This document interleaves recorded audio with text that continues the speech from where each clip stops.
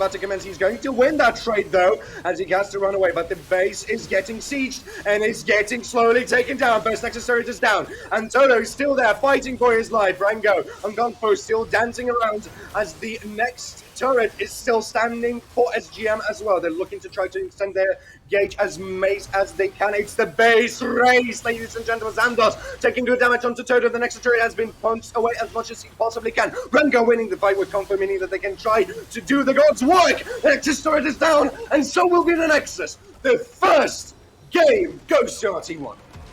Wow. That ending hits out of absolutely nowhere, and I will pop that one out. But yeah, I mean, what a first game. Really, really well played from both teams. I think the undoing of momentum right there at the end is you're never going to outpush a Baron. It's just not going to happen. Is everything good? That's some, yes, should be. There we go. Perfect. It's good to see. I feel like this is some perks and tactics from Worlds. I'm going to try to outpush you, you know. Bit of a push battle going on, but again, you're not going to outpush Baron. I mean, we even saw it right at the end. Rango doing a good job of getting back, and yeah, I mean, super well played towards the end there, as I am now looking to grab myself the ability to get into the lobby of that second game. Bang, bang. But yeah, I mean, do you expect RT1 and Momentum to do something similar? Because again, I think both teams definitely had their merits and definitely looked good. But yeah, I mean, I think it's gonna be good, and I'm super hyped to get into the next game. I feel like next game will be very important because I have a feeling that SGM are looking to bounce back big time. Oh, yeah. And they might be able to do it because we've seen them to be so incredibly good with those Hextech teleporters. But yeah, I mean, and I think that their way of recognizing the map situation is sometimes somewhat questionable. Like we've seen the last pushing attempt, right? But sometimes it pays off hugely for them. Of course. But yeah, and I have a feeling that there is a way for SGM to bounce back. It's a big question, though, but I think there is a way for SGM to bounce back. Can SG Momentum bounce back in Game 2? I think we're going to have, what, a 2-3 minute break to sort out the next setup of the draft, and we will get back to you then. So, yeah, we will see you guys in a couple few of minutes.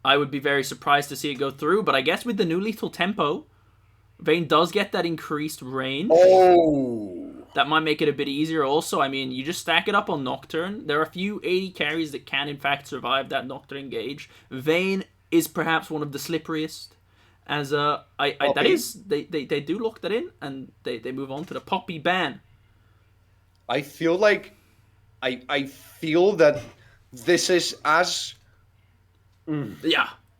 I can't even find words. Egos are at stake this game. They're It's not even egos. It's honor.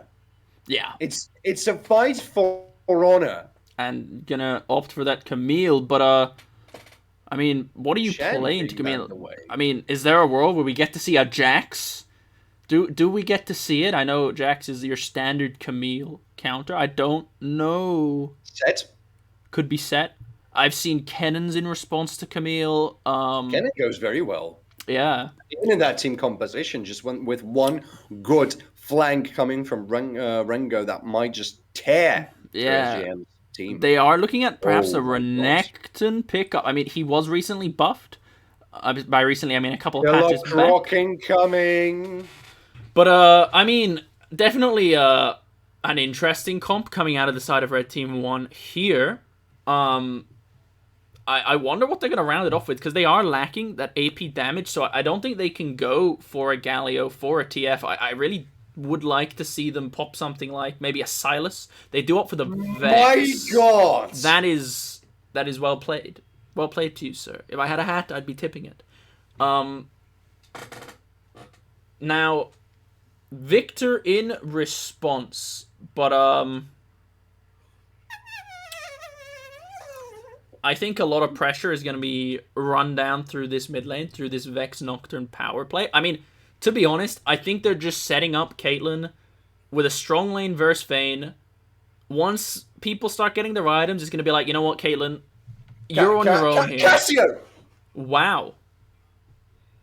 I mean, we've seen Momentum pick Cassio before. They did it in their last series versus Redemption. It's going to be look, it's going to be a bloodbath. The only thing I will say is I think Caitlyn's range is going to be extremely vital in these team fights, because again, Cassiopeia Vayne, kind of very, very low range carries, and I mean, as long as Toto can avoid the Leona, the Lee Sin, Camille engages, hopefully with the help of the Rakan, with the Vex and the Nocturne kind of taking eyes off the Caitlyn, I really think that she can shine in a game like this. But Momentum definitely saying, we are here, we have damage, we don't care about our lanes, because I really think Cassiopeia may have a hard time, but yeah, I mean, Momentum flexing the guns here. On the other hand, look at how much engage SGM have. Yeah, Lee Sin, Leona, Camille. It's Leona. It's Camille. It's petrifying gaze coming from Cassio. And the thing is, it's not even that. If you catch any of these guys in a side lane, you're not beating Vayne 1v1, Camille 1v1, Cassiopeia 1. You just can't do it. And obviously, you got the Nocturne to help, but like, I mean, yes, there is paranoia, but you have to be very good with your paranoia in order to catch at least somebody in there. What RT1 have in their toolkit momentarily is a lot of control. Yeah. In those, because pretty much everybody who you can see is having loads of control on their hands. You've got Caitlyn that got her traps. You've got paranoia with some fear. You've got the knock-up with the quickness. You've got the stun coming from Renekton that was recently buffed. Of course. And then you have the scare coming from Vex. Well, the thing is, yes, you have a lot of these tools, but half of them are cut out by this miasma. I mean, Nocturne can go in, but Cassio slaps a miasma down. Renekton can't follow. Rakan can't follow. Even if one of them can follow, you're getting yourself thrown into the middle of a Leona. She's just going to bonk you with the Solar Flare, with the Q, and just back off. So I think RT1 might find themselves in a bit of a difficult spot trying to follow up this Nocturne's engage. But Also, don't forget the Hextech Ultimatum, because whoever is going to engage from RT1, this is something that creates actually a lot of problems for Wolf, because with the Shadow Surge, yes, of it course, is a way to get into the fight, hmm but as soon as you're getting into the fight, you might not get out, I because completely Hextech agree. Ultimatum will be just instantly Yeah, used on you. and I mean,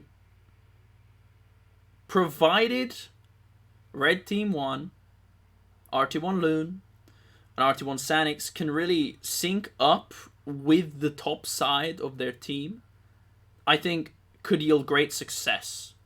However, that being said, I think Momentum's sheer DPS, if you leave an objective for even a second, it's gone. You have a Vayne Cassiopeia.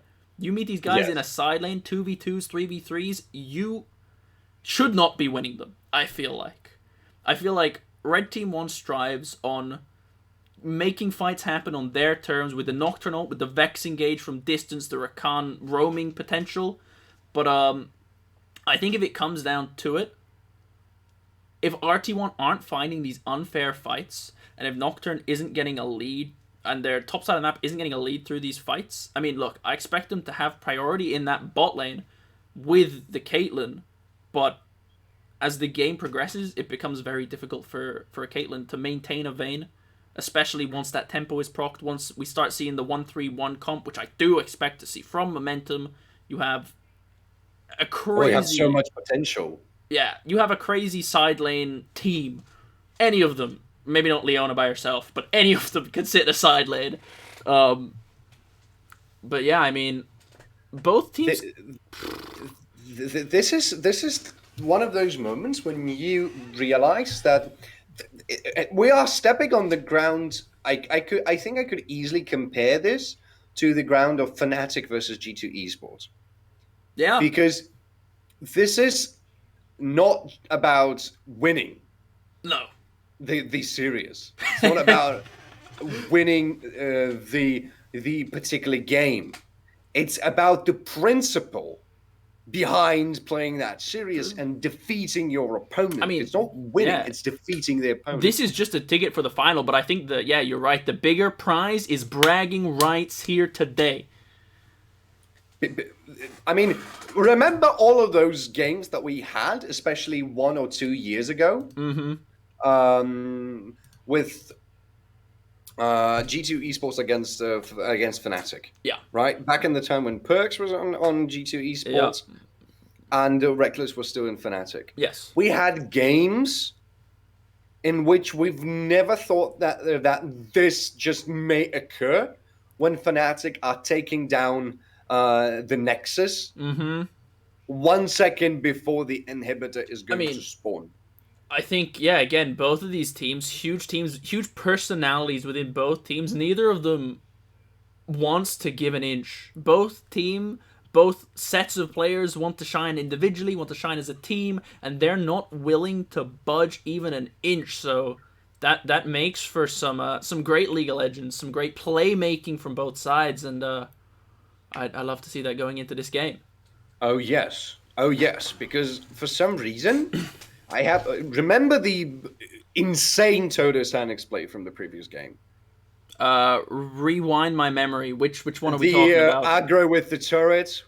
Oh yes, down on that bot Toto lane. Yes, survived yes, of on course. probably 10 HP. Yes, of course. Yep.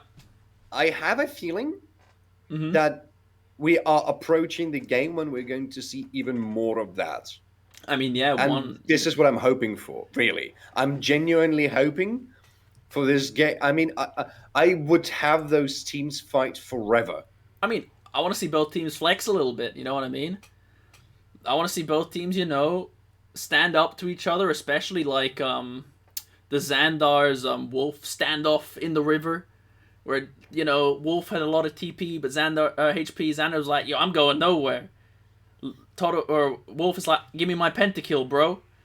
And then they both just stand there and they're just Mexican standoff. This is the kind of games that I love to see, because again, both players wanting to shine, want players to have their moments there, and again, I think this series is going to be full of those types of moments where both teams and individual players want to flex their muscles a little bit.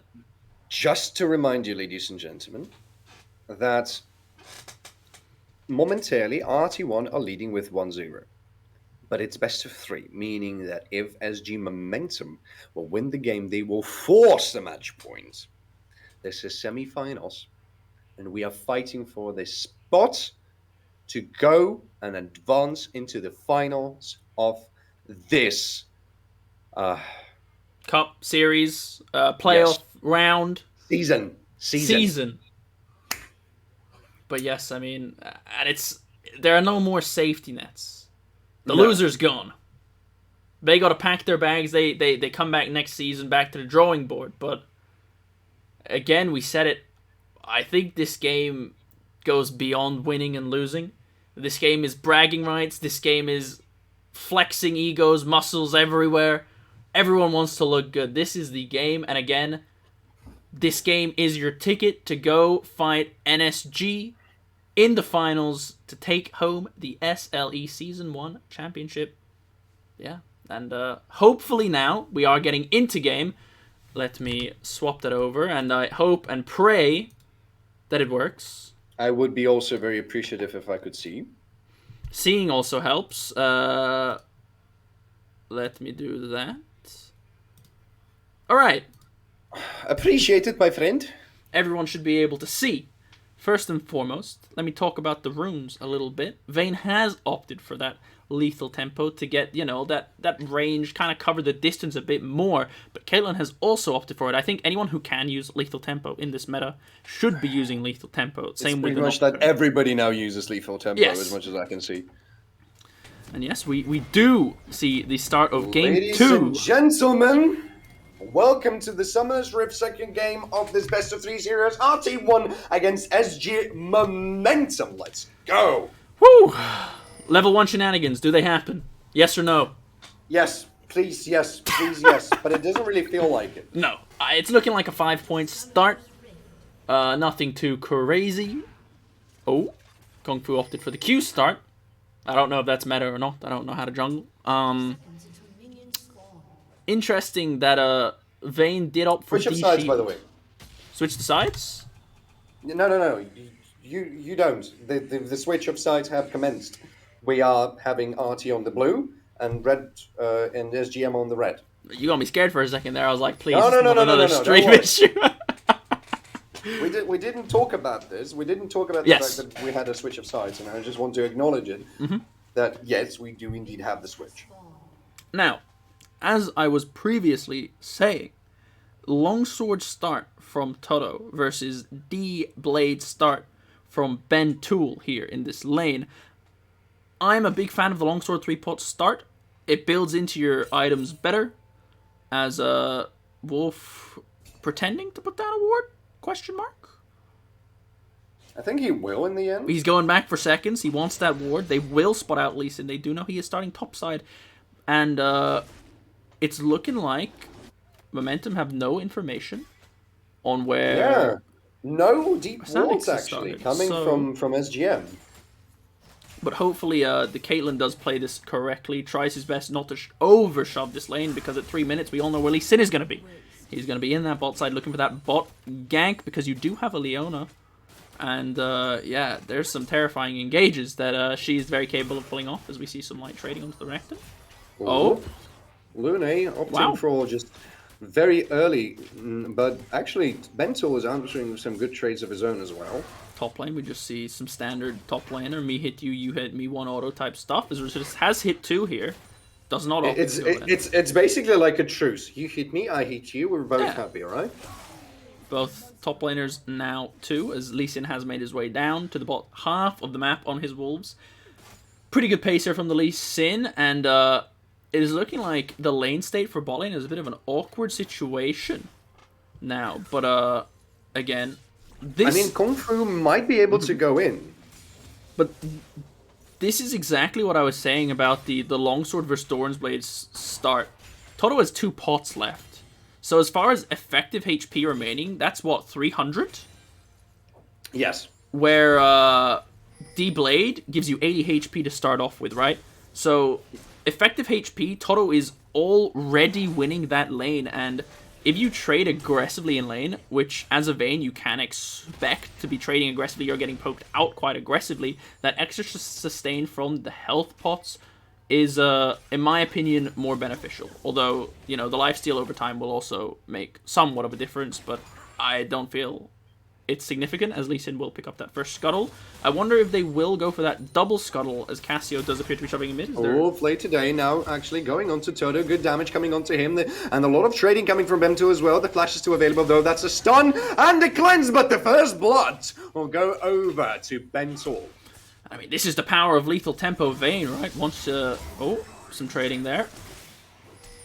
Yeah, but probably not going to result in anything too much, as both top laners are going to re-engage. This is the major problem with playing a Caitlyn lane at the moment, is that if Flay does find this engage, which he did, it was a great engage from him, Bem2 is much better at taking these extended trades than a Caitlyn is ever going to be. And Leona is so good at closing the gap. And yeah, it shows there. Toto now without summoners, Ben still sitting on heal, Flay still sitting on the flash. So yeah, we will see what happens. I mean, it's 2 summoners for 2 summoners. Yeah. It's just that Bem2 now has the option to flash, while Toto is having no escapes of his own, but you still have the exhaust on Lune, meaning that if something's going to happen, you can try to work with it, at the very least, in some extent. As I am actually curious how our junglers are going to play this out, because we have 10 seconds till the Drake is going to spawn. It's going to be an Ocean one. We haven't seen that one just yet, right? Ocean will be spawning. I hope Bem2 opts for the freeze here, but Toto is going to get another reset off, but both junglers are also bot side with all TPs available, so there is a world where base TPs come out, but I don't necessarily expect it to happen yet, as the bot lane does appear to have frozen their wave. But yeah, it's not looking good for the bot lane of RT1, because this only gets harder as the Vayne starts to scale, as we continue to see some aggressive trading. Rengo, although, Rasutas, losing this one a little bit. Coming out the victor there in these short trades, but I think everyone's waiting for this Nocturne 6 power spike. Let's call it a parlay then. He's farming it up, he's doing his best to get his level 6, and once that Nocturne hits 6, the entire face of the map changes. You can't have these overextended waves, and if you set up a freeze, it becomes very easy for Nocturne to get these ganks. As RT1 might be in a little bit of trouble right now. Kung Fu is there. So is Sanix, actually. He's not level 6. I mean, Toto. Level 4 play today, now going for it. That's a flash onto Toto. Immense stand coming in there. But the Sonic Wave from Kung Fu will not hit the target. Regardless, Bem2 will pick up that kill. Now Sanix looking to go onto Camille. Resistus gets himself out of the harm's way, but I feel like Sanix is still a little bit of a chase. The flash has been used as well. And yeah, well buffered there. That's not a cross-play map. And again, that's another kill onto this Vayne, and it is going to look like they are going to pick up a Drake for themselves as well. Oh, Rengo might find Rasutas here. He has the Dominus, gets the recall, and that's a shield coming from him as well, but I think E has saved Rasutas here. Well, I mean, gets out. I think Sanix might be digging 6 here too, so if they can somehow stop this base of Camille, I don't think they will. No, they won't. Never mind. But, yeah, I mean, this bot lane is already close to 1k gold up on the side of the Vayne, and it's... Once the lane is in this kind of a position where Flay can kind of pick and choose and take whatever fight he kind of wants, and it's just going to be winning, it becomes very difficult for Caitlyn to even walk up to try and poke out this Vayne, as she even now has the extra lifesteal, which makes it even harder for the Caitlyn to create these advantages. But once Leona does hit 6, it becomes extremely difficult to even contest wave. So I almost want to see Loon be like, look, man. Level 6. Oh. Level 6 on Sanix. The paranoia is there. Are they going to look for the engage? Oh, yes, they will. Rasutas now in a bit of a trouble. He's getting stunned. The flash will be coming as well, meaning that he will not be feared. But Kung Fu is here. The cavalry has arrived and some reinforcements. Sonic Wave with the flash is going to hit the target. Now Dominus has been propped. Kung Fu might be in a bit of a trouble. And that's a good amount of damage. The Dragon Kick will send Rengo flying. But the Kung Fu is not powerful enough. Stun! Dead! Despite the Hextech ultimatum. I mean, yeah, just getting a little bit greedy there. I think Kung Fu flashing in, thinking, you know what, I have the damage to do this, but that's still a Renekton you're flashing on with Dominus still available. I think he just underestimated how quickly he would get burst there, and I mean, unfortunate that Rasutas ends up getting caught afterwards, but again, a great follow-up from Wolf, just in case there was some way Rasutas found a way out of that. He was ready with his own ultimate to get in, but I have my concerns, though. Honestly, I have my concerns. true, I think I'm looking at that vein, and I have so much concerns. Yeah, like, that's great for the top side of RT1, and I think Renekton does need to get ahead, and that's 2 kills onto the Nocturne. Lune actually going on to Flay today here. But, she does has the level 6. Good damage coming from Toto too. The thing is, though, if Lune tries to engage onto the Leona, I don't think Caitlyn has the ability to keep herself safe from this Vayne. The Vayne will pop R, presumably, and then it's just a case of how long can you run for before I catch you. Well, Final Hour will be a very big game changer, not gonna lie. Now Ruzo actually looking for an extended trade here. Digging down Rengo so heavily. I mean, Momentum perhaps looking for a play in this bot side here. Lee Sin, Kung Fu is here again, and Flay does have his ult, does have the Ignite, but Toto also has his sums back up, so I don't expect anything to happen here. Solar Flare and the Final Hour is up. Kung Fu is not backing away. Luna is going to spot him. Solar Flare, double stun! And here comes the clarity, meaning that Toto will get out of the harm's way. And Lune gets out on the shield, but the flash forward from Bemtool, securing the kill. That's a 3rd kill picked up by that Vayne.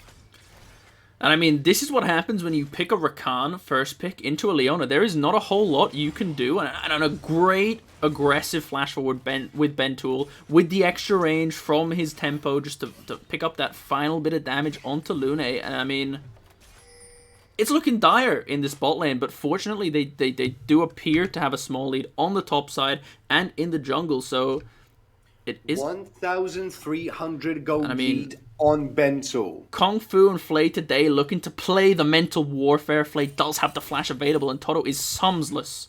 They have no vision on this. 2 plates picked up by Bemtool. Oh, Lune, you might be in trouble, but Rengo with the teleport! More teleports are coming in, the fight's about to commence. Dominance has been dropped onto Rengo, but he's now stuck. Gets a very good healing, and 3-man knockup with a petrifying gaze. Now the flash commencing, and the fight's commencing as well. Flay today is going to get out with the flash, but the ace in the hole will not get him down just yet. Wolf now on the chase.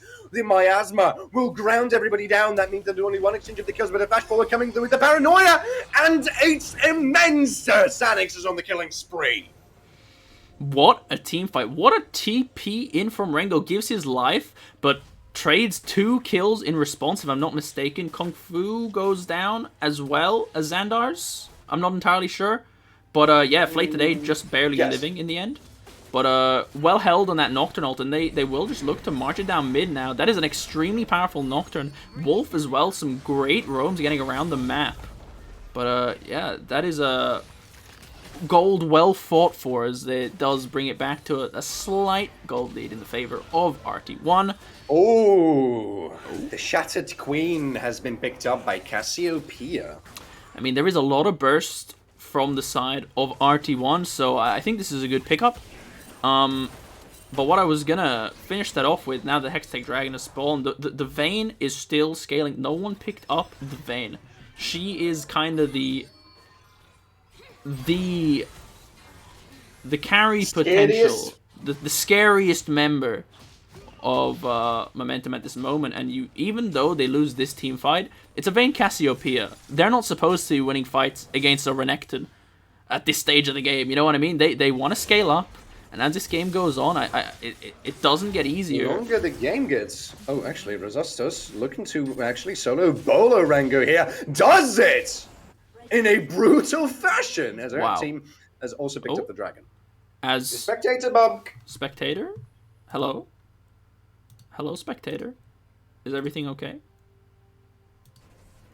You might want to jump maybe again. Maybe not. I think it's okay. Yeah, it should be fine. We just go back in time a little bit. Solo kill for Rozo. Drake gets picked up. Dragon as well. And the game's frozen again at this point. Try to go forward, maybe. Perhaps. Okay. And we have a pause. We have a pause. Spectator, everybody. I love Spectator. I love League of Legends. Look, we're very accustomed to pauses here, all right? Let's try to reevaluate on what was happening, because honestly, I feel like this game is just already more tense than it should be. I mean, we see Sanix completing that Axiom Arc rush, really getting those ultimates ready for him, but it's kind of, I don't want to say all up to him at the moment, but there's a gold lead in the top lane that's not going to get any better for this Renekton. There is a sizable gold lead onto this bot lane. And I mean, when both teams are just smashing their heads into each other, the team with the stronger carries is going to win, right? So it kind of comes down to, can Sanix successfully take Bentool out of the picture without sacrificing his whole team to do so? Because if it's just a Nocturne left up without ultimate, he's not particularly scary.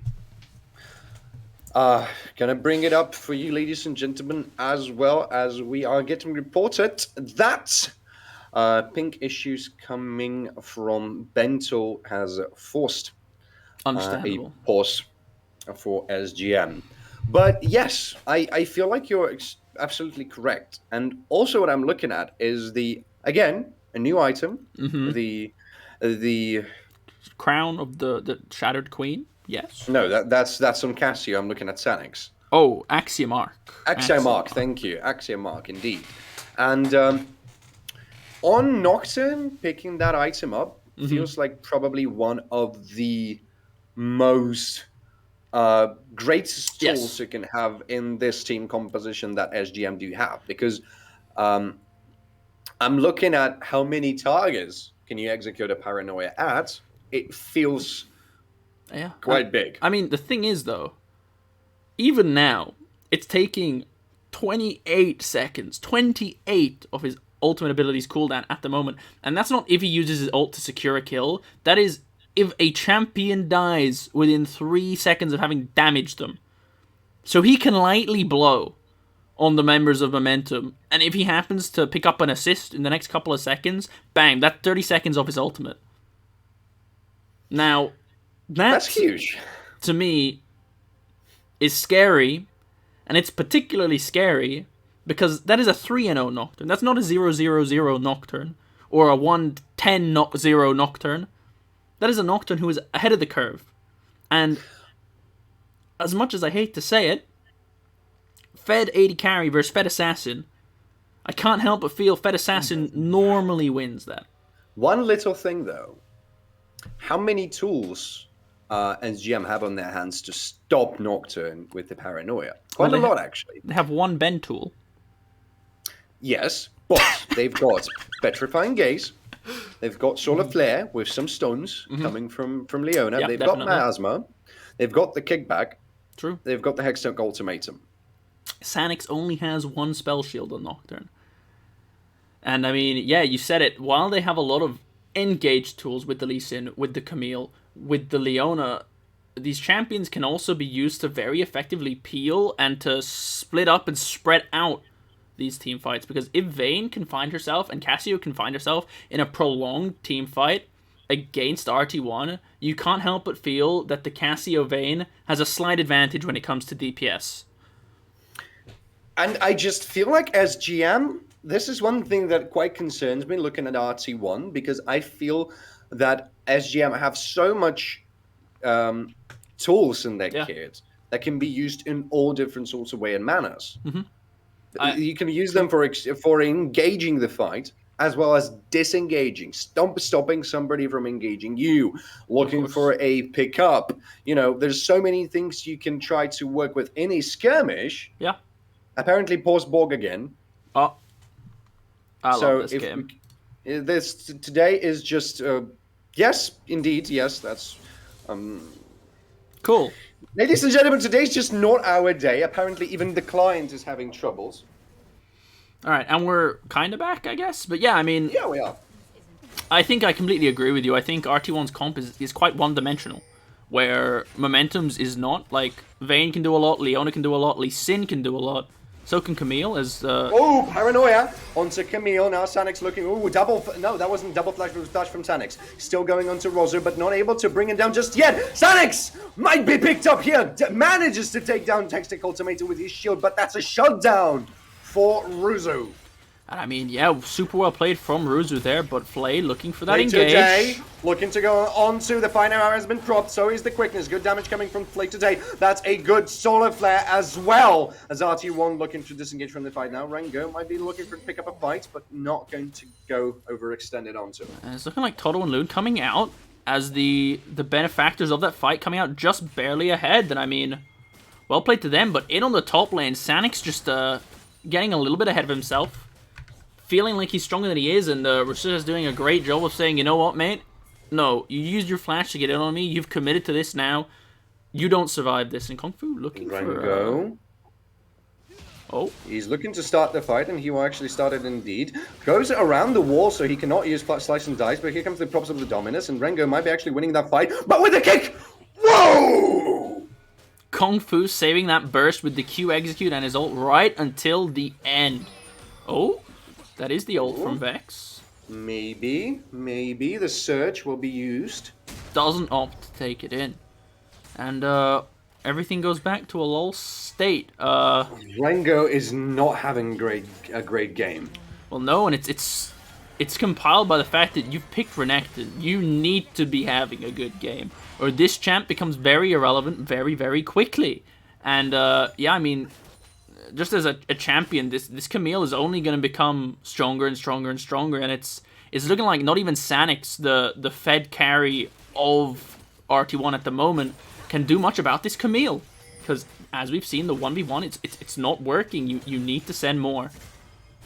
But send more men, send some reinforcements. The problem is then on the other side, you can't send more men top, because what happens to poor old Toto in the bot lane if no one's there to protect him at the moment? Because you have an extremely strong Vayne with great engage tool in a Leona there. So RT1 kind of looking a little bit spread out, a little bit too thin in this game perhaps, as they are looking on for Rango. They indeed do. Rango might be stuck in here, slows down twice, but still not dying. Sanix now is in the bot side of the map, but Cassiopeia is slowly making her way there. So is Wolf though. Solar Flare is going to be possessed, but the sun will now commence, and now the final hour has been propped too. She is on the hunt, and Bento is coming there, but... on the hunt for that Gromp, you know what I'm saying? Yeah. But now that Wolf looking for maybe steals the Gromp away. Wow, I mean, Vayne ulted for that Gromp. That's unfortunate. I mean, but yeah, they're going to steal away the Gromp, they're going to steal away the blue, and they are going to cancel Bento's back. They might even look for a dive, but Rusotes is here, so they might just look to swap bot top, send Rusotes down bot, and just let him have a go at that tower, because he is having such a good game into Rango's Renekton here, as just going to stop Xander's recall there. But yeah. Paranoia is up, and 1 minute until the Drake is going to spawn, and this is going to be our soul. Cloud Soul, you do not want to give that away. Especially onto a Vayne. One thing that Vayne doesn't, or really you don't want to see into the Vayne, is more move speed and more ultis. I mean, across the map for all of them, I guess. More ult is more engage, is more lockdown, is more pain. But, I feel like both teams don't really want to give it away, because there's so many ultimates that are... What? Oh, okay, fine. I thought that was a Baron, and I got scared here for a second. I mean, they're taking this 30 seconds before Drake spawns. I mean, I wonder if they're prepared just to give up Drake entirely here to take the Herald and to run it down mid with it. But it's looking like they do pick it up fast enough, and Rusotes is basing. He will have his smite, though. He will have his smite. Ruzu has the teleport, so he means that he can go back into the fight. Now Toto almost get on the slither, getting away, and Wolf has the teleport as well. Lune might be caught in here. I feel like this is the air's just electrifying. Yeah, Camille is making her way. Here comes the teleport. That's a flying teleport from Wolf. SGM, I don't think they have noticed it just yet. The dragon has been started. Wolf, with the paranoia, you will be scared. You will be trembling. Wolf flashing away because he was taken too low. That's a petrifying gaze, but Wolf picks up Kung Fu, and now SGM are the ones to falling apart. Yes, Camille is though taking some good damage. Double kill coming for Wolf. Hectic ultimatum taking Dodo down almost, but the knockup, and Ruzu not able to bring him down, but the rest of SGM are here. Bentor taking down Rengo. That's a double kill, and RT1, despite the engage, are forced to retreat as the Drake is going over to SGM. I mean, this is exactly what we were talking about earlier on during one of our many pauses. What a great start, and what a great initial burst of energy from RT1 in that great coordinated engage with Sanix and Wolf going in with their ultimates. But the thing is, if you cannot insta-kill this Vayne or this Cassiopeia, the longer the fight goes on, the worse and worse it becomes for you. Because you just don't have the DPS to keep up, and I mean, yeah, you have a Caitlyn, but she's got a Camille to deal with if everyone's going in. Oh, paranoia. Sanix wants a little bit of that sweet, sweet wrench, and Vayne will tremble as the demon will take her to the grave. And I mean, look, this is why you buy Axiomark, right? He used it to start last fight. He picked up a couple of assists. He gets some cooldown refunded. He respawns. He has his ult back immediately. I mean, look, his ult is nearly up again. He's nearly ready to go with it again. It's 3/4 of the way up. And I mean, he might be actually in a bit of trouble, but RT1 decided not to engage onto him. Toto also might be in a bit of trouble as everyone is rotating towards the mid lane to make sure. Oh, yes. That nothing too bad happens to him, as he will just pick up this Scuttle Crab, provided Kung Fu allows it. He will pick that up, and he will run over to his crocodile brethren for safety. I feel like that's one big bodyguard crocodile. Oh, yeah. He just walks around, looks at people, and goes, "Is this num num?" Oh, man. I mean, look, we're just back again as a... Ruzu. But yeah, just a bit of a vision control battle at the moment between Loon and Flay today. Looking like Loon is just going to make sure that river is warded to... Like, you cannot walk into topside river without being spotted at the moment, if you are on momentum. However, it's looking a little bit dark towards the bot side of the map, but it's fine, because Baron is the only real objective that's up at the moment.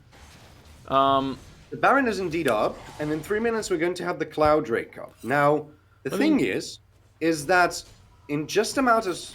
They might stop this. Ping's going down? I don't know.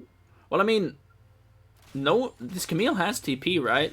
The only one that can match is Rango with the Renekton, because he's the only other player with TP, is RT1 does recognize this. You've got a Paranoia, though. Yeah, you do have a Paranoia, but I don't know if Renekton can match this Camille side lane now. Like, Camille is 2.5 items. So. If you could kindly show us the... yes, the gold difference. It's 3,000 gold difference! Yes. And not only is it 3,000 gold difference in the top lane, it is 2,000 gold difference in the bot lane. This Vayne is huge. Just as rich as Rasuta's here. But, they might look Paranoia finally coming down, and Rengo's now in pursuit as well. That's good damage coming from Ruzu, actually, with the Hectic Ultimatum, trying to dodge away the fear, but no will be able to do it. Finally! Taking down the police officer. Shutdown coming over. But can they get back to the Baron in time? Sorry. The Baron is getting started. Indeed, you are completely correct. It's not going down as quick as you would love it to be, though. Here comes Wolf, and the teleport coming from Rengo. The fight is about to escalate. It's a disadvantage for SGM, and you don't have a crucial member. You need to try and drag the time for 20 more seconds, but they will just get away. I mean, RT1 might look to start this up themselves. They have the man advantage, but Rusetas does have the TP, so they might opt to not. But, well played from RT1. They get down into that bot lane. They all pile on top of this Camille, and they do get back up to the Baron in time. They do have to commit their only TP for it at the moment, but Wolf's TP is about to come up. But that is a TP advantage for the side of momentum. Paranoia is up already. And there you go, Axiomark for you. I wonder how long his ult cooldown actually is, but yeah. I mean, at the moment it's saying, what, 65 seconds of his ulti has been refunded. If anyone can do some quick maths, what's 17 times 4? What is it, 68? Yep. That is in fact the ultimate cooldown. 68 seconds of Sanix's ulti. This is insane, really. And yeah, I mean, if he ults in and he kills someone, it just quarters his ult cooldown. That is, man, I love new season items. Don't you? Like, it's just great.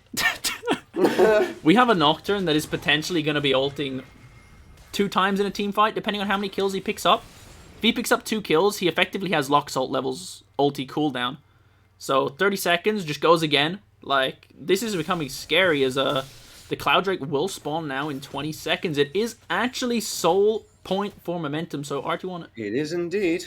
I mean, they're opting for Baron, though. Momentum... Look at that. They're opting for Baron. And I think they got spotted by RT1. And yes, indeed, here comes the teleport from Wolf, but Bruiser's still not using his teleport of his own. The Cloud Drake is about to spawn. Here comes Wolf, but not marking anybody just yet. Lune coming here as well. But here comes the teleport. Here comes the police officer. Toto is in such big trouble. Tries to get away with all the charms from Lunu. And Toto is not coming anywhere as the Hextech ultimatum has been dropped. The Paranoia was dropped as well. Rengo trying to heal himself up. Trying to tank the damage as much as he can. Rengo has been picked up though. So is Play today. But the fight is about to commence. And SGM are taking down as much blood as they can. Triple kill coming for the Demon Hunter as SGM are looking to save both Baron and the Dragon. I mean, what a great play from Momentum. They know they don't actually need this Drake, but RT1 have to contest at his sole point, so they say, you know what, we're going to get first rotation on this Baron, and you know what, you can have the Cloud Drake. Wolf looking to contest the Drake. He's one-on-one with Kung Fu. Will him take him out? Yes, he will. He almost got him, but the Gold Drinker heals himself up. No abilities just yet, but the Dragon is not tanking. And Wolf gets his game golden, but gets away from the harm's way. Now Xander's is on the chase, though. That was a teleport forced out from Xander's, and Wolf is still standing in the bush. It seems like the fight is about to commence a little bit furthermore. Zerasutus cancelling his back. I think he might be looking for some bit of a side push. That's a good marking coming from Wolf, zoning as much as he can. Gets into the fight. Miasma has been called, and so is the Paranoia. Shutdown coming onto Wolf. Botanix is now trying to tank as much as he can, but now Bento has been finally a little bit charmed. But will it help? Probably not. Plays it today. Coming here, and with the double kill, and forcing Loon out of the Dragon Pit as well. Resentus doing the Godman's work, doing the split push as the soul has been picked up by SGM. I mean, again, yeah, you got the Cassiopeia, well played, that was a great engage, but you just don't have, like, the steam to keep going and pick up the Vayne as well. It's like, Rakan can go in, and they do get the charm, but it's like, once Vayne has that lethal tempo stacked up, it becomes nearly impossible for the Caitlyn to match the DPS. And the Hextech ultimatum goes down once again on Lune. They stun around. Rengar has been picked up. So was Lune, but the rest of RT1 is slowly making their way towards the siege base. The army of the minions is about to arrive sooner or later. And they will be Baron buffs. 2 inhibitors have been picked up by SGM. Will they try to contest further, or will they retreat? Looking for a way to retreat, and maybe opting for waiting for the Elder Drake, actually. Perhaps waiting for Elder, but yeah, opting not to risk pushing for the end there. They are just gonna take the gold that they do have. They are all sitting on significant gold. Camille on 3k, Vayne on 2k. They've got some good reset timers, but they want more. They're really trying to push this Baron. They're gonna take another tower. And are they gonna reset? Perhaps? A couple of them are. Yes. Kicked in for RT1. Okay. Now that Momentum have a 9k gold lead. And not only 9k gold lead, they have a soul. They have 2 inhibitors. Elder is in 4 minutes. Baron is in 3 minutes 30. You can't help but feel this is RT1's final timer of this game. If they're not there to contest one of these objectives, it becomes very, very, very difficult to come back into this game. Because, I mean... It becomes unlikely, I would even say. That's a 4-item Vayne, a 3-item Camille. This Vayne and this Camille have a lot of money. It is a 5k gold lead for both of them. The richest people in the Rift. And, I mean, becomes difficult to contest because, yeah, I mean, it's just a wallet diff. Lune does spot out Flay. I was genuinely scared here for a second that she's about to go in. I mean, Loon needs to be careful here. I mean, any fight that Momentum are capable of taking, they will take, and it will just be successful because of how much more money they do have. So, I mean, RT1 really need to find themselves an SKT, or sorry, a T1 type fight here. My bad. And a lot of traps are getting dropped by Toto. The siege about to commence it again, but Toto doing a good job at cleaning out the minions, forcing SGM away as they are not able to go into the fight. I don't think that SGM are looking to engage, but RT1 are looking the move. Paranoia, but he's instantly deleted. He is dead. The numbers of advantage are now for RT1. They're trying to find the way to bounce back into the game, but they're getting swept from the Summoner's Rift as SGM take the clean ace. And ladies and gentlemen, we will have a game 3. I mean, look, if you're gonna go out, you're going out on your own terms. Sonic says, you know what, guys, it's now or never. 2 side lanes pushing in super minions. Something's gonna happen. Someone's gotta budge. He takes it upon himself, and it's just not enough. There is not enough damage on the side of RT1 to make that kind of a play work. And yeah, it shows. They get aced, and that is the game. We move on to a game 3. Woo! I mean, I'm literally out of words right now. I'm literally out of words. yeah, I mean, I honestly can't even speak. What a tight ending. And I mean, whew. Ladies and gentlemen, we're going to go on a very swift break. And yeah, I hope to see everyone in 5 minutes, whenever we're set up for the next one. But we'll see you guys. RT1 against SGM. It's 1-1. It's game 3 for the semi-final of SLE, ladies and gentlemen. Do not go anywhere.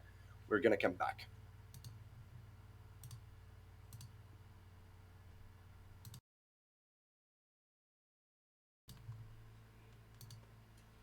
And we are back.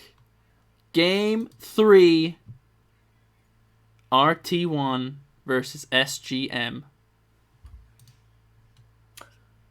Tell me. Go ahead. Huh? Oh, you pretend I said nothing. All you. But yeah, super excited. Game 3. We coming in hot. I mean, yeah, talk to me. How do you think the first 2 games went? And how do you think this one's going to go?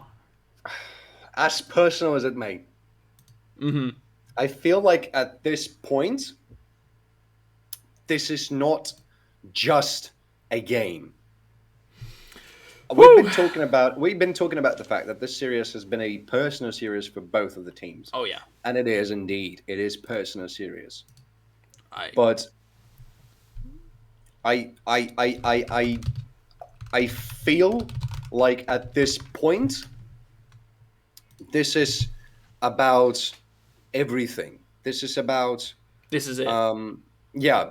Now it's not just about. I can't even describe it. Mm-hmm. I feel like the Rift is so electrifying at this point that you can feel how important it is for both of the teams to prove that we can win despite all the odds. In the first game, we've seen Toto being incredible on that Jinx. It gets immediately answered with the Bental's Bane. Camille had a blast of a game, and Rengo, he was suffering. He was literally suffering. I mean, I completely agree. Both teams, kind of showed glimpses, perhaps bluffing a little bit, what cards they're holding super close to their chest. The stakes have been raising. They've both been betting, adding more and more to the pot, and it all comes down to this. This is the final round of betting in this draft before both teams are forced to completely reveal their hands, and it's winner takes the whole pot. Both teams are all in right here. And this is in. This is it. This is the match point. Both teams are back against the wall. You have nowhere to run. It is win or die. As draft it is win or die. Start now. Again, LeBlanc. switch of sides. SGM on the blue, RT1 on the red, and the bans are commencing. Nothing. Firing them out real quick. LeBlanc, Irelia, Jinx return. Xerath. These teams know. These teams have done their homework. These teams are ready for this game. I mean, yeah. Whew, it just comes down to it. What do you expect? What comms do you expect to see? I think a lot of momentum success from last game came greatly from this draft phase in particular. Camille is gone, but yes, the Lee Sin immediately. We know Kung Fu knows Kung Fu. He's picking up the Lee Sin again. I'm sorry, my friend. You don't even get to finish the sentence because it's just go go go. It's a go go go. Indeed, it is just throwing flashbangs at each other, firing up. Now, oh my god. I mean, this is what Toto has been waiting for. Toto has been waiting for this pick. Oh my god. It's in. This is the legendary Toto's Jin. Jin. This is what this guy has been waiting all season to play. It got banned every game. He got put on MF, but now he has the Jin. He has a Leona to set up for his W and his ulti. But momentum going back to that vein that worked so well for them in game 2. This is such of a showdown already. However, this time they do not have the Leona. Perhaps they might opt into picking up the Rel. Rel might be super strong here with the Lee Sin. Could be Nautilus as well, but I'm interested to see what happens. Maybe even Morgana? They might even opt for a Lulu. They could do that. Rakan? I mean, we've seen someone play Rakan into Leona before. Could it be done again? Not to success, but, it could happen. Loon tried that against Leona. Well, I mean, it's good that RT1 have learned their lesson. You cannot first pick... Oh, and they do opt for that Thresh. I mean, again... Sweet. RT1 comes swinging with the Leona pick. Oh, no. They do go for the Morgana, and I think this is really, really smart for momentum. They get it again. They get the support counter pick, which is so huge for momentum. But, again... There is so much hype riding on the back of Toto's Jin. This is the Jin player on his champion in potentially what could be RT1's final game of this split. And I mean, I'd love to see what they choose here as a third pick. This is something that I really... Oh my god! RT1 are like, you know what, guys? It's scissor, snip, snip, snip time for Rengo. And I mean, yeah, the Cassiopeia is gone again. Wait, can it be Wolf's? Can it be Wolf? Gwen mid? Is that what you're suggesting? Yes. Look, I know that guy can play a lot of things in the mid lane. Hear me out, okay? Hear me out. We know that Wolf is the first man to pick up a fight. If he sees a way to get in, and he sees a good opportunity, he's going to decimate his opponent in the classical British fist fight. What is a better champion than Gwen? I mean, I completely agree. There aren't many champions that fist fight better than Gwen can. However, I think a lot will be revealed in this next pick for RT1, but I also think they could just pick their jungler, and that's what I kind of expect them to do. We shall see. Trembling. I'm literally trembling inside. Thing is, though, what can you pick here if you're RT1? Is there a world where you just go Nocturne again with the Leona? You can maybe pick up a Galio. It worked nicely. Why don't you do again? True. He did definitely do a great job early on, and they opt for the Sejuani, a bit of a tankier comp, but Into the Vein is that wise here. It's the set return. They do just go for the blind pick, set top, and the more I think about it, the more I'm like, Morgana mid. Is this maybe a flex pick? I doubt it. I highly doubt it. But I feel like RT1 can actually answer with a cannon into the set. I agree. Yeah. I think cannon could work extremely well for them here. And literally send Gwen mid. I'm having baby faker vibes here. I'm having Caps vibes. We've seen Gwen mid executed by Caps. It was one of the most flawless things he's done in the summer split. Is that Gwen mid? We will find out in precisely 5 seconds once momentum do decide who they're going to lock in. But again, they opt for this power Finally, pick. we're going to see Victor. Now, Gwen mid. Yes or no? Hedge your bets. Chat, what do you think? Silver Scrapes are playing in my head so hard right now. I What want are to they find going to out. pick? 10 seconds. I don't know. I mean, Gwen, I guess she struggles to set a little. I mean, perhaps, but the clock ticks down. 3, 2, 1. Oh. And they've locked it in. They do opt for the Yone. I mean, look, I don't want to say it could still be Gwen mid. Yone could go top, but I expect to see that Yone on the mid lane. And I mean, rightly so. I think Liam has done a great job. Even in the games he perhaps hasn't, his team hasn't won, he's looked good across this whole series personally. And I think setting him up on a carry, especially when a player is having a good day, is super super important, because if he's feeling himself, give him the champion, man. Give him the tools he needs to carry. But yeah, you have a Sejuani, you have 3 melee champions.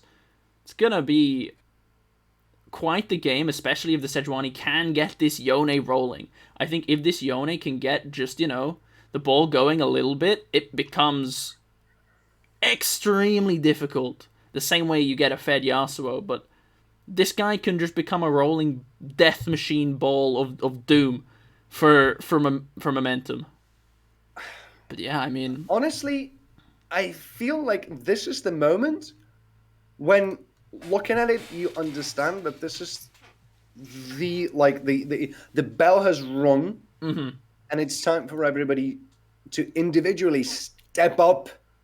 True. To their greatest. We've seen Ben Tool to be the greatest with his Vayne, but now he has to match Todo's greatness. I mean, with the final hour. Oh, no, not the final hour. I'm sorry, the final curtain. I mean, this is the game where legends are made. No one remembers the loser, especially in a series like this.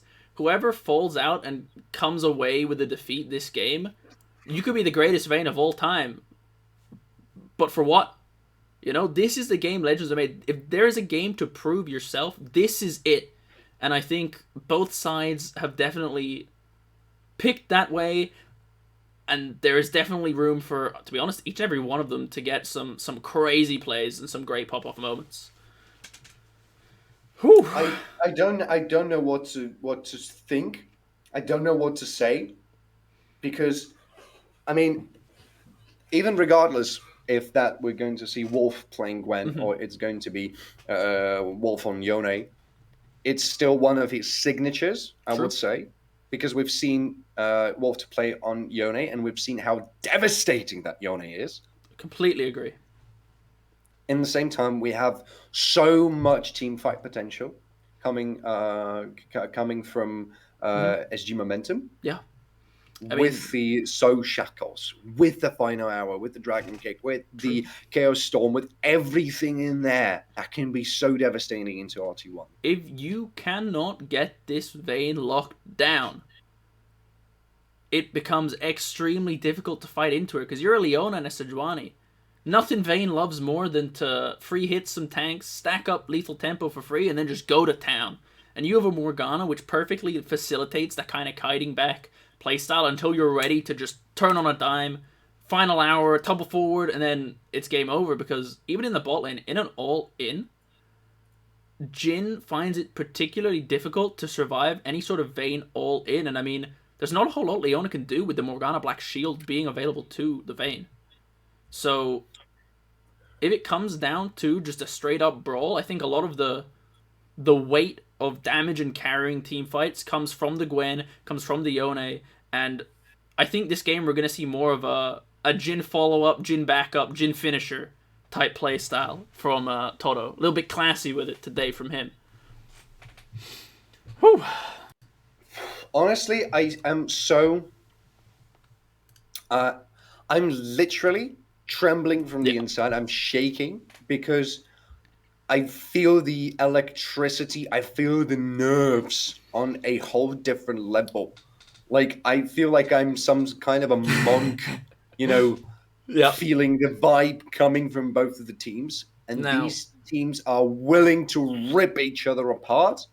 Speaking of vibes, are there any level 1 vibes, specifically, from don't maybe think a so. Morgana binding. I actually don't think so. You think we've seen 2? They're just gonna 5-point start and chill. Yes. I can see that happening. I don't think there's a ton of kill threat level 1 from either side, but Actually, I think that the game is going to go in a way that the beginning will be slow, yeah, but on a certain second, it just it's just goes. going to go boom. Yeah, I completely agree. I think both teams are fully aware of the stakes and how important this game is, and I don't think either team is going to want to mess it up within the first 5 minutes of the game starting. So I think it's going to take 5, 10, 15 minutes. You know, everyone's just going to be looking for their item spikes. Jin wants to scale, Yone wants to scale, Gwen can scale, Vayne wants to scale, same with Victor. It's like, people are going to be happy just getting to points where they're strong, but once we get the 20, 25, 30 minutes, once Barons, once soul points starts popping up, I think that's when we're going to see the game just bang, go. And one team is just going to both teams are going to go in for one huge team fight.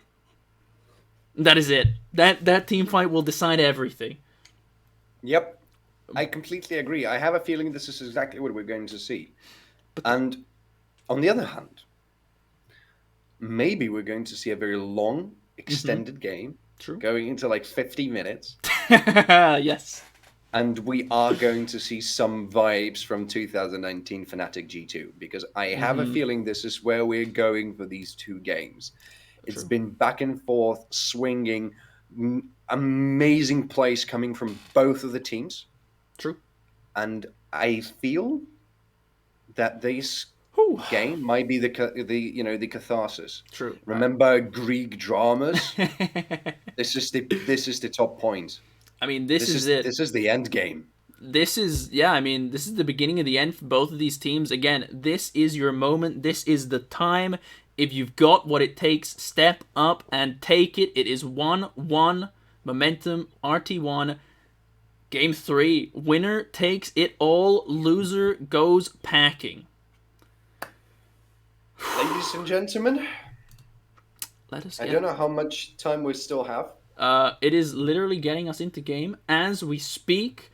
I'm Fantastic. waiting for the screen to go black. I'm waiting for the curtain to go down. To roll the curtain as the curtain call been summoned. A little bit prematurely since it's 6 levels, but you know.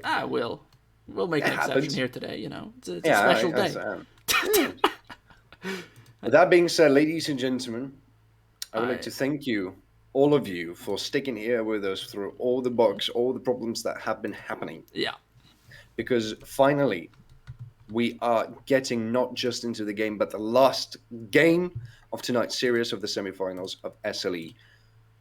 And fasten your seatbelts. You are about to go on a heck of a ride. Wow, yeah.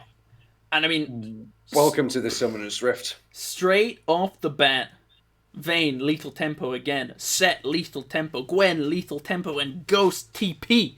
Morgana. Yone lethal tempo. Yone lethal tempo. Morgana with the new glacial item. The rune, which I can't entirely remember what it does, but I guess we will find out. And there is a pause. It wouldn't be the SLE without a pause, am I right? Nope, it wouldn't be the SLE without it, but the instant pause. Oh, man, it doesn't get better than this, folks. An SLE game with a pause. At least it's at the beginning. I hope it's not spectator bug, where we're sat here for 20 minutes again. Yeah. Feels good, man. We are getting that this time around. It's a little bit of a problem for from RT's side. Also, you can use the time of the pause to make a bit of magic with the overlays, my friend. Yes, I do need to swap them, I'm pretty sure. That is something that I do have to do. Bear with me just a moment. It should be fixed now. I think we're good. Are we good? Yes. Or maybe actually, I'm sorry, getting a confirmation. Mm-hmm. It wasn't from the side of RT, but from SGM. But happens. Sure. I mean, Ben Tool seems to have been having a bit of an issue with lag. I mean, I think we all have. Today's a bagging roller coaster. Oh yeah. But I mean, look, we can already see a couple of these starting items coming through. Jin opting for the boots 4 pots. Perhaps looking for some early trades. The extra mobility to dodge out on those Morgana Dark Bindings, because we know what the hitbox on those is like. Please check the time controls right now, just in case. I will do that. Let's see what happens. There we go. Thank you. I decided not to wait. Ladies and gentlemen, game 3. Win or die. As we do It's gotta see be die. pings. 5-man cheese! You have the Morgana. Can I? Yeah, cool. We're just gonna do this. I mean, Rengo is no flash, by the way. Oh my god. But he might spot them out Rengo? early. He's spotting does them out spot them. early. I think he is. He's running for his life. Perhaps the flash does not come through from Flay. He will not look for a flash Q. Kung Fu will fish, though. And, yeah, well played from Rengo. Spotting them out early. Getting out into the river. And now RT1 will respond with some vision of their own. They will get vision of both the blue and the red buff for that little play. So, net advantage RT1, I'll say. They know where Lee Sin is going to be starting. They know where he's going to be pathing to.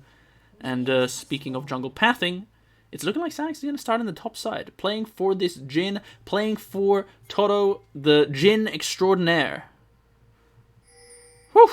I mean, looks like Kung Fu is going to do the same. Everyone playing for this bot lane. It is going to be a bloodbath. But, again, I think bot area of contention, it has to be. We've seen what Bento is capable of. We know what Toto is capable of. There's a reason Jin has been consistently banned for pretty much the majority of this split.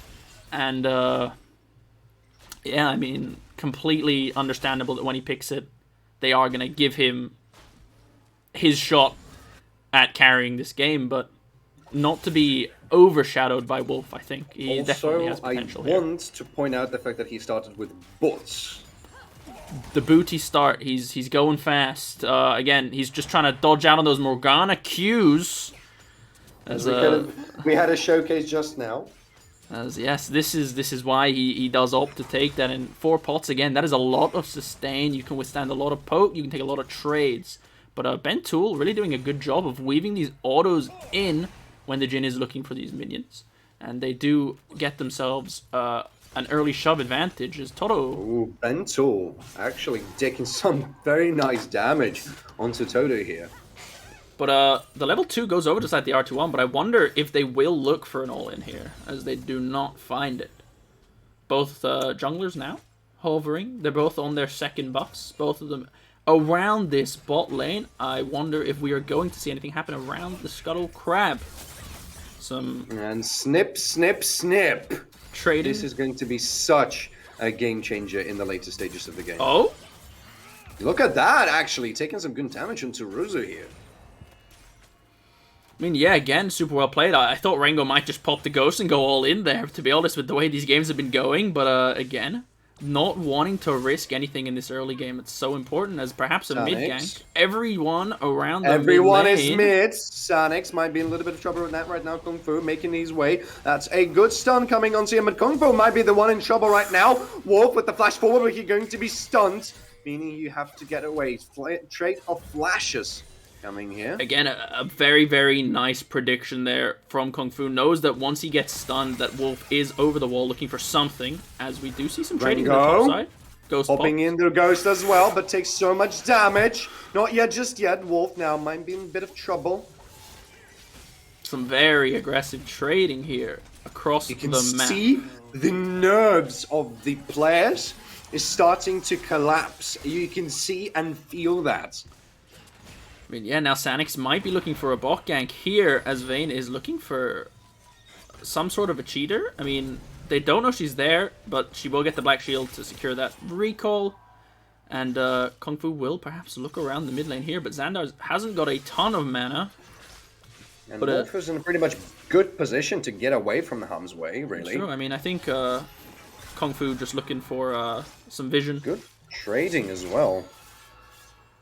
That's that tower we'll shot. Take the tower shot, though. The downtown tower shot, unfortunate. But some positive trading from Wolf here now that Xandar's... I mean, Xandar's just had the Mr. cookies, Tower though. is sending his regards. Kongfo might be in one trouble right now, though. Doesn't have his flash, but Sanix does has one, actually. Tries to run away as soon as possible. Rengo is on the chase as well. So here comes Ruzu as...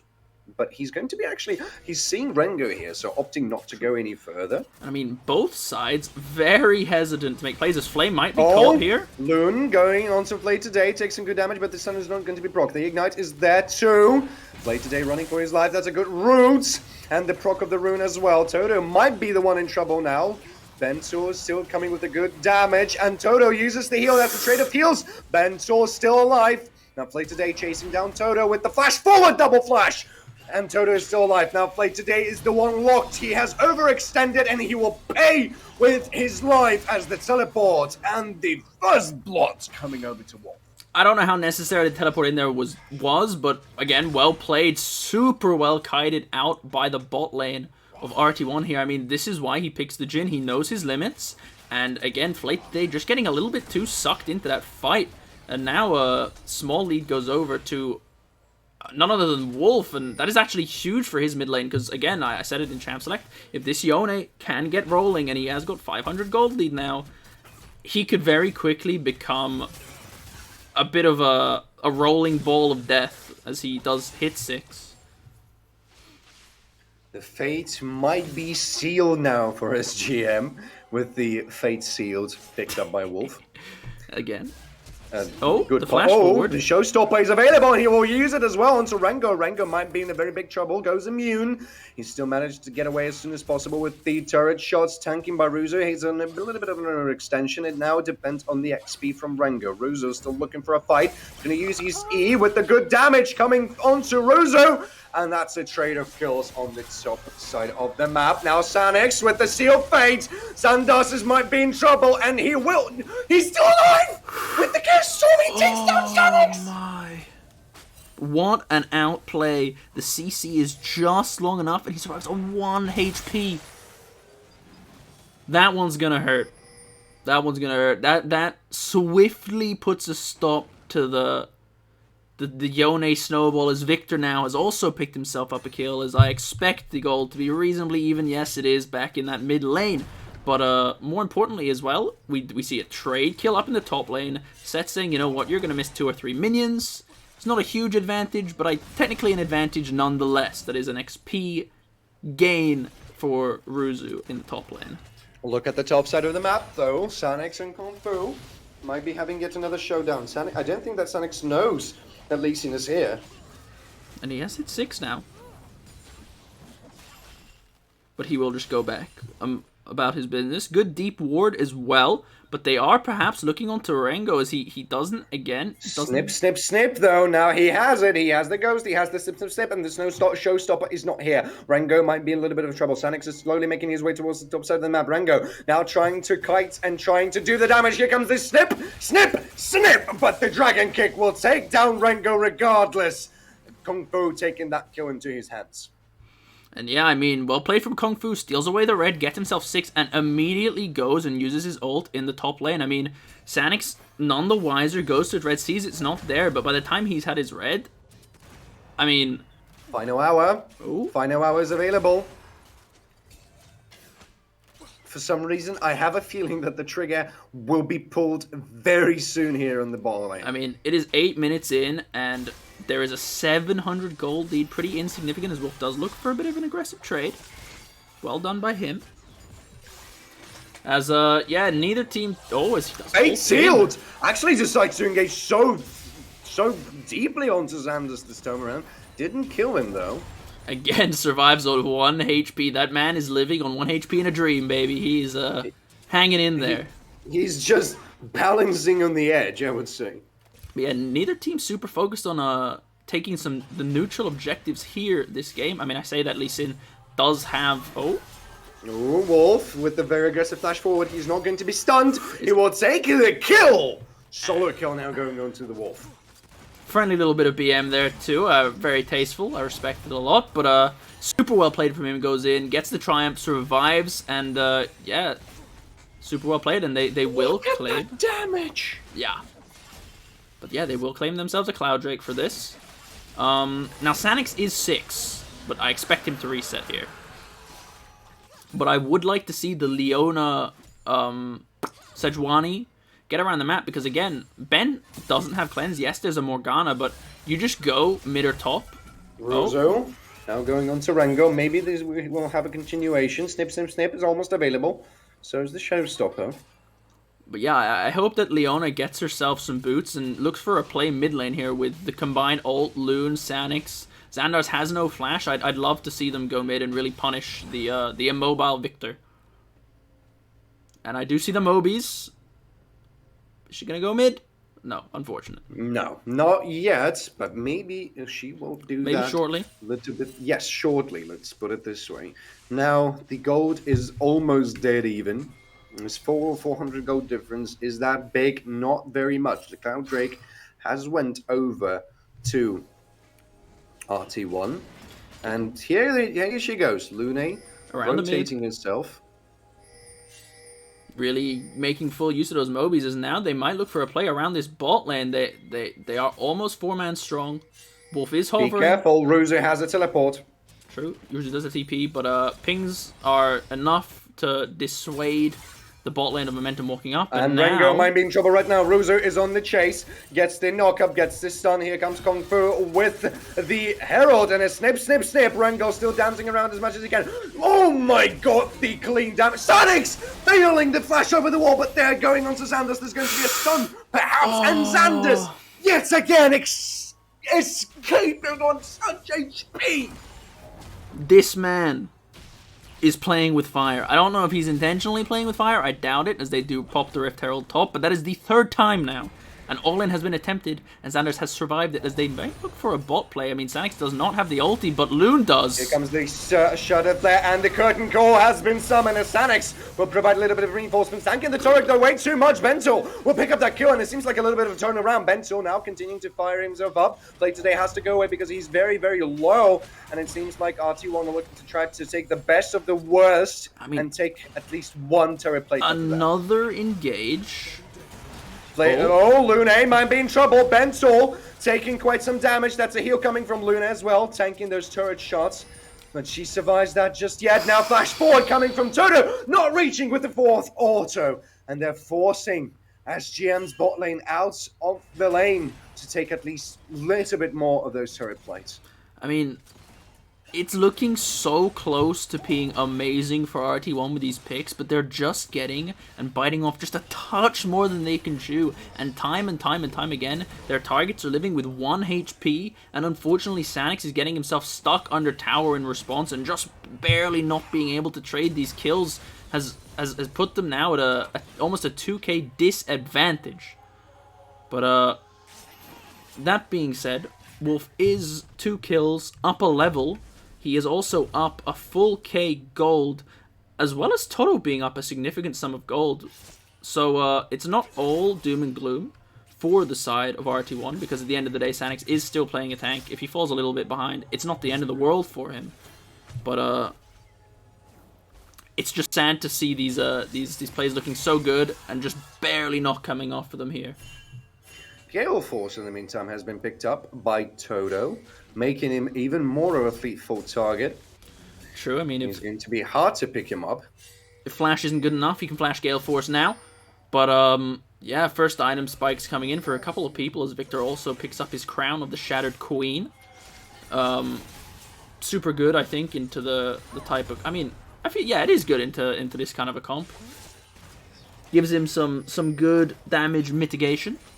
In the meantime, Ruzu is in the top side of the map, and Kung Fu might be actually caught in here. Wolf has to go away with Sonic Wave and the flash with the kick. Oh, Wolf is not coming out of there, and now Sanix might be caught in here too. Here comes Ruzu onto him, but decides not to go in. And that was, I think it was even a shutdown, wasn't it? I mean, Kung Fu, the Karate Kid, the hints in his name. You cannot give this man Lee Sin. Hits the Q, hits the second Q, flash kick, and I mean, straight into the open arms of Xandars there, and I mean, again, it's just looking unfortunate. But might be in trouble here. Good trading coming from Ruzu. Not gonna hit him with the true damage though.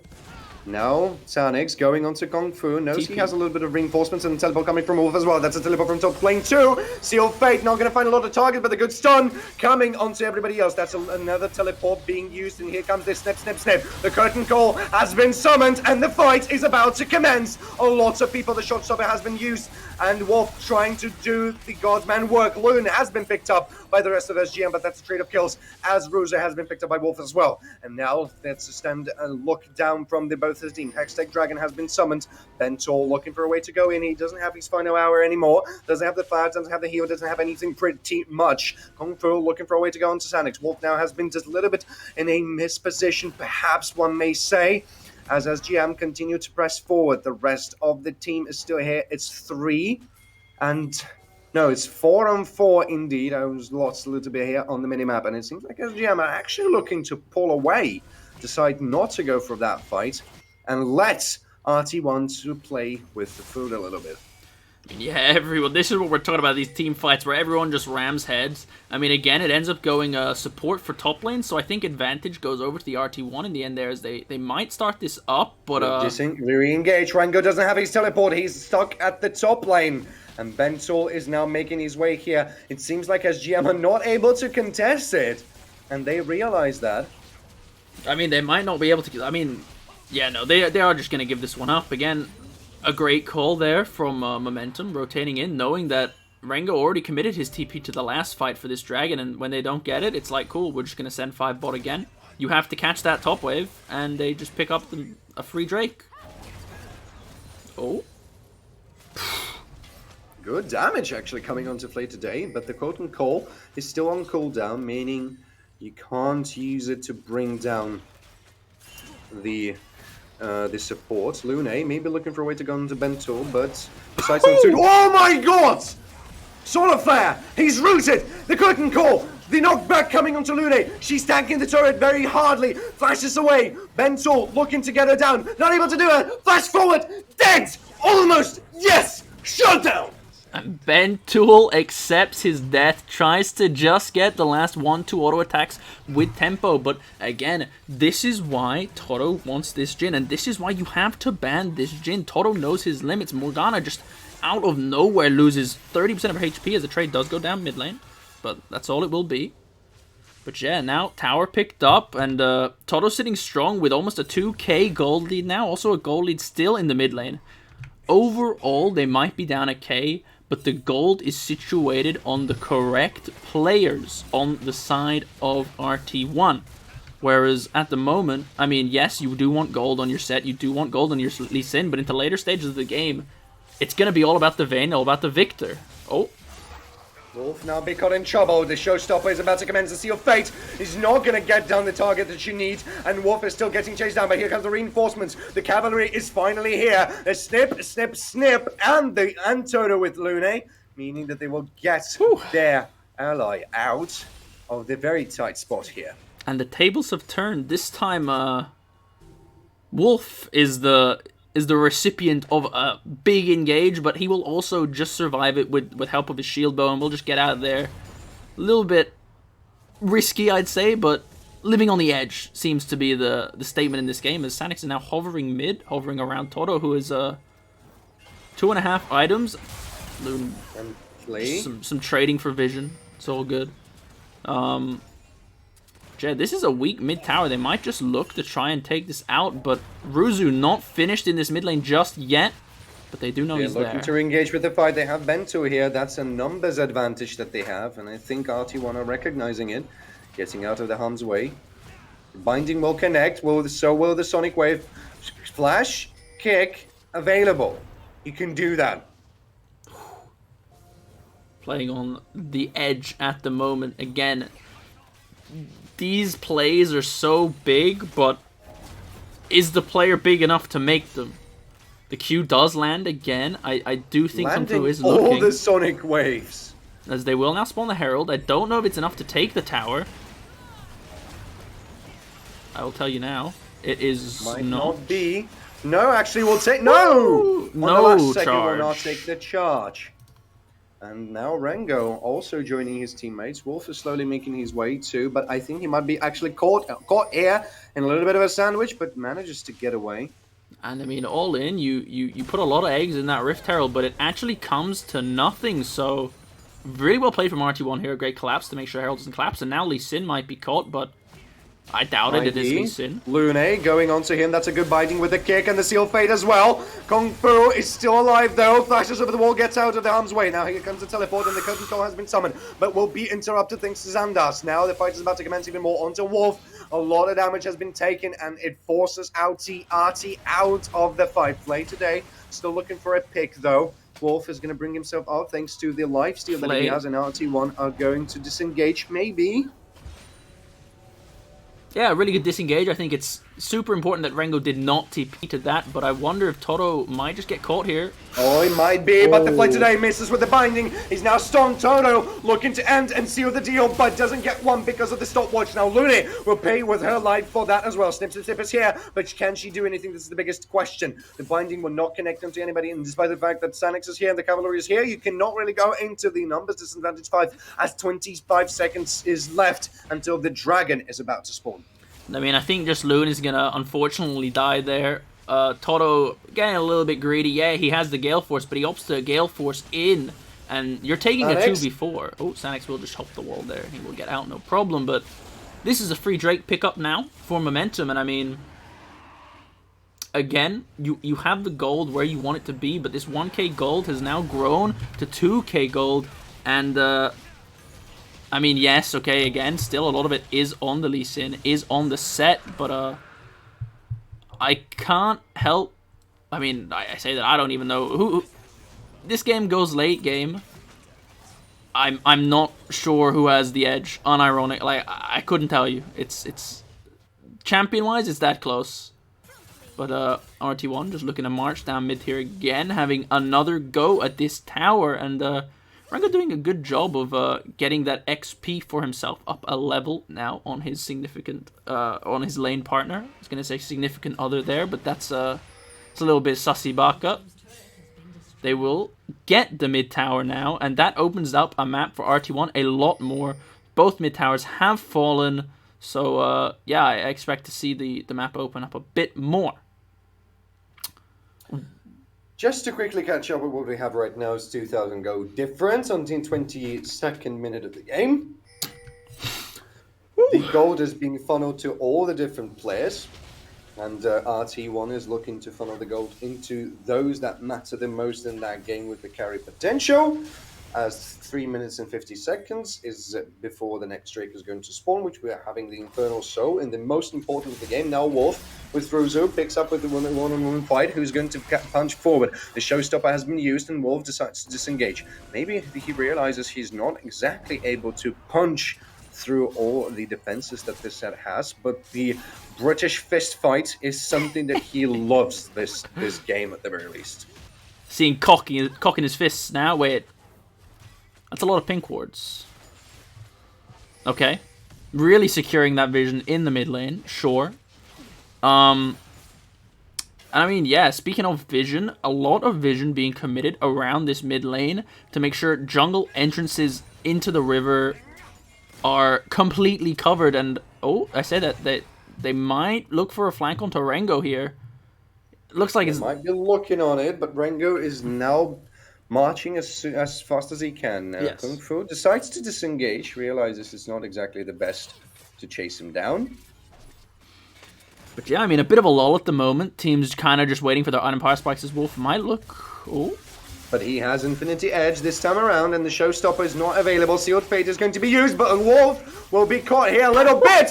Double solo kill! Yeah, that just happened.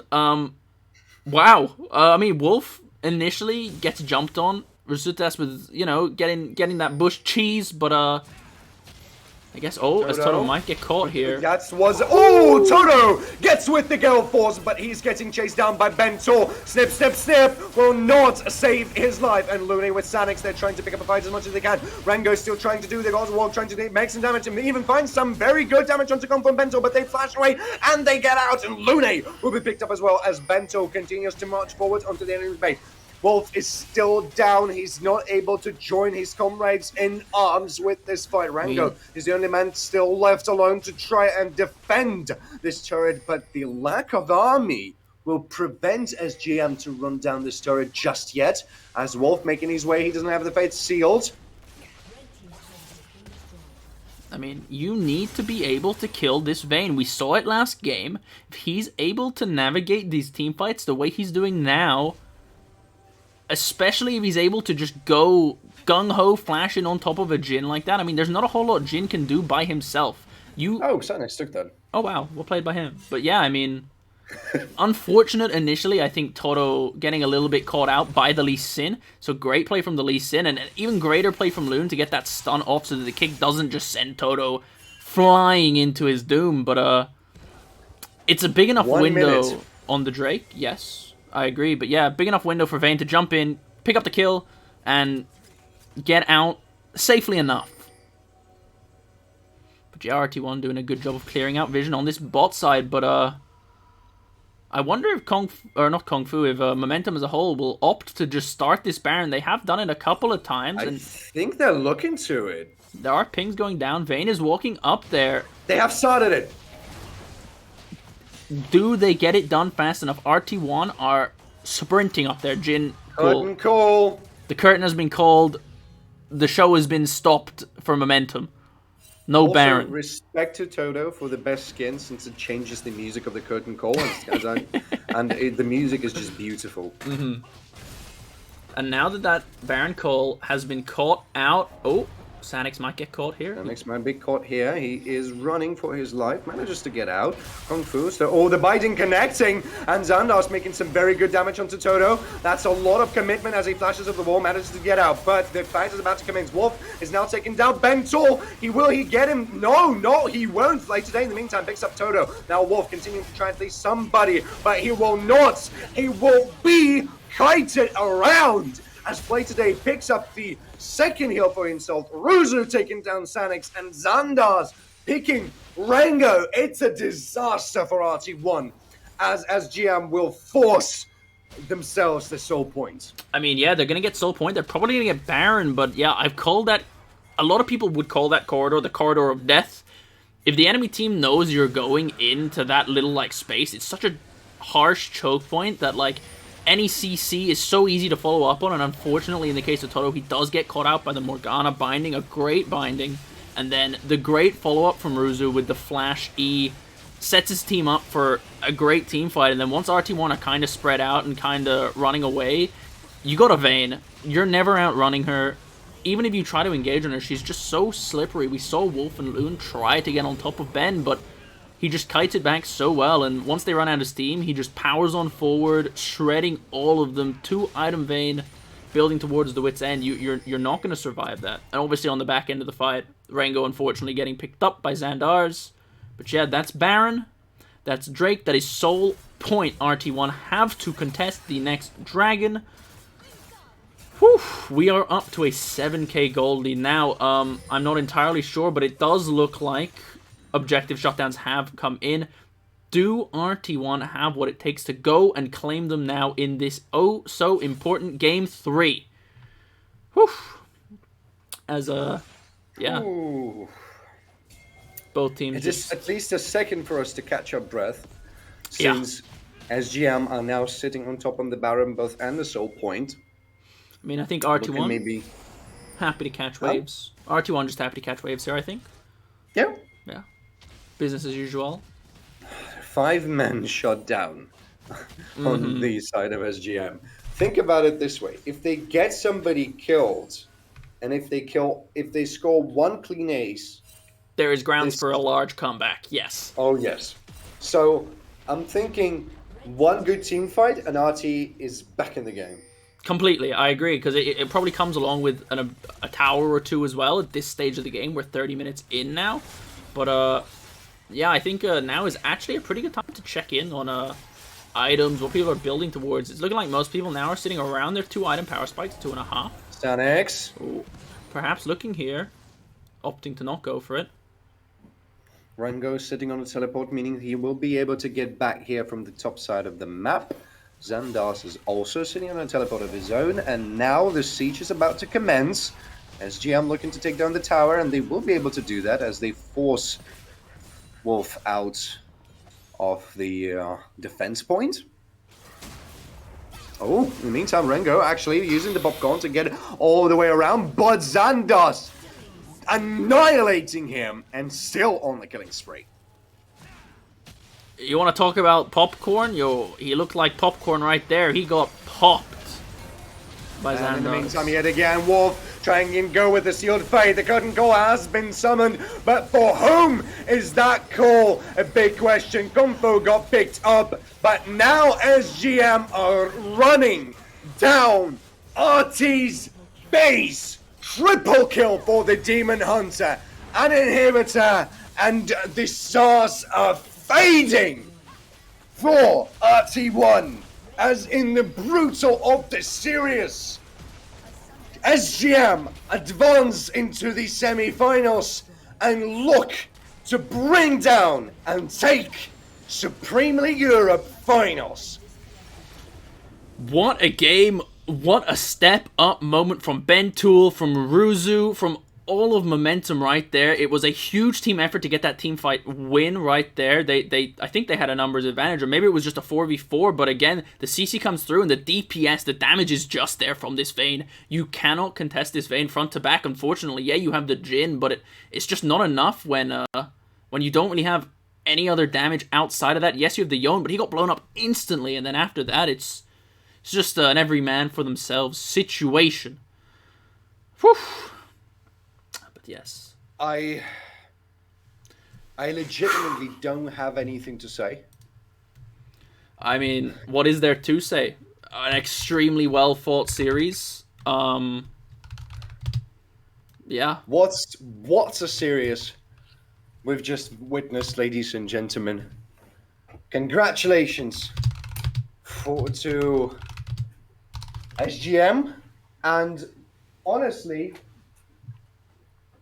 congratulations to RT1. Congratulations to the both teams. True. It was super well fought, super hotly contested. I don't think you could say either team played poorly, but just on the day, Momentum come through with some crazy plays. We saw it with the Hex Gates, and then Bentool on this Vayne. An insane hyper carry for SG Momentum this game.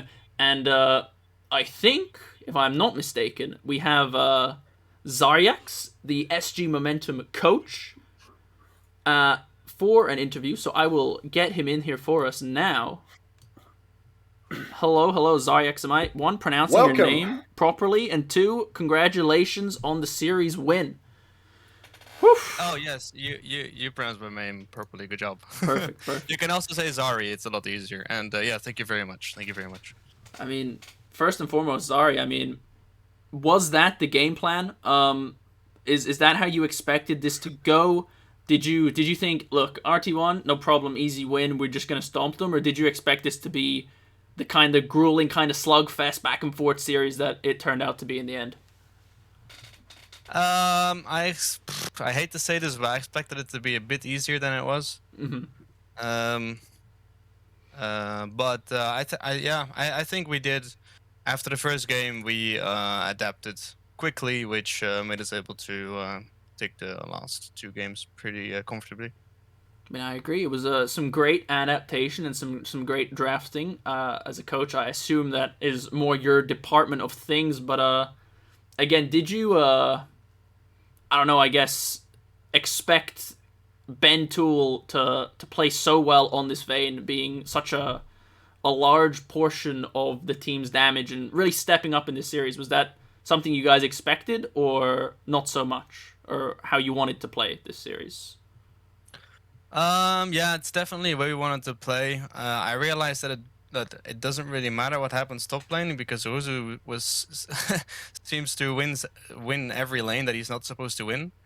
And Bentool actually plays really well if we play for him usually. Mm-hmm. So I saw this as a perfect opportunity to just play bot lane, give him the Vayne. I think Vayne is like the most broken fucking ADC in the game. So just give him Vayne. If he gets out of lane ahead or even, then the game's over already. Yeah, I mean, I completely agree, and it's great to hear that you have that level of trust in your top laner just to win lanes that he probably shouldn't deserve to win. Brillman, do you have anything you would like to ask? Honestly speaking, the only thing I would like to say is a congratulations on the hell of a series that we've witnessed, Thank you very much. and good luck advancing forward. Yeah, I want to thank you guys as well for the casting. I enjoyed it. Appreciate it, Thank you man. very much. Yeah, I mean, best of luck in your final game, the final game of the season of the SLE, and again, congratulations, and have a good one, man. Thank you very much. Have a good one, guys. You too, man. Appreciate it. Whew. And before we wrap it up for today, your MVP of the series. My MVP of the series. Wow, this is the first time I've actually done this. Let me think. I mean, look, I know I'm an ADC main, and I want to give it to one of the AD carry players, but I honestly think Ruzu did such a good job of just setting up and doing all of the groundwork and laying all of the tools in and the follow-up for this Ben, this hyper carry again. Zaryak said it himself in the interview. This top laner just wins when he shouldn't. So for me, I think it goes to Ruzu this series. What about you, man? I feel like I want to give an edge to Wolf in these three series because looking at the way how he tried to tried to set up one of the best engages combined with other toolkits of other champions that Sure. they had in the team. It feels like it was one of those reasons why the first game was such a success and the second game was as close as it has been. Yeah, I agree. I think he definitely played well around his team, and even though like there are situations where I think overall his team was down, he always found himself in strong positions and in definitely still looking to make plays and looking for ways to get his side back into the game. Well, ladies and gentlemen, that was Something. something. Yes, definitely, that was something. That's pretty much everything I can say. And I would like to thank all of you for sticking here with us despite all the technical issues that we had in the beginning of our series. You've been, at some point, we've half hit 77 viewers. And throughout the whole series, we've been sitting on more than 40. Wow. And it means the world for us. True. I mean, So- yeah. Thank you guys so much for turning up. But I mean, next time you're gonna see us, it is gonna be the finals. It is gonna be SG Momentum versus NSG Forsaken, if I'm not mistaken. Rhyme, so it must be true. I think we're still having semifinals next Are month. we? I mean, I can get up the current standings for you if I just bring those up here. We still have Zero Gaming to play NSF. I think you're correct. I'm not entirely sure if and when the game has been played. And yes, it's first Zero Gaming against NSF. And then And only SGM then- will play the loser of that. And then we will see the final game. So I guess the next time you see the SLE stream go live, expect it to be Zero Gaming versus NSF, if I'm not mistaken. Indeed, Zero Gaming versus NSF is going to be this second. NSF won. NSF won. Can confirm. I don't know. All right, you know what?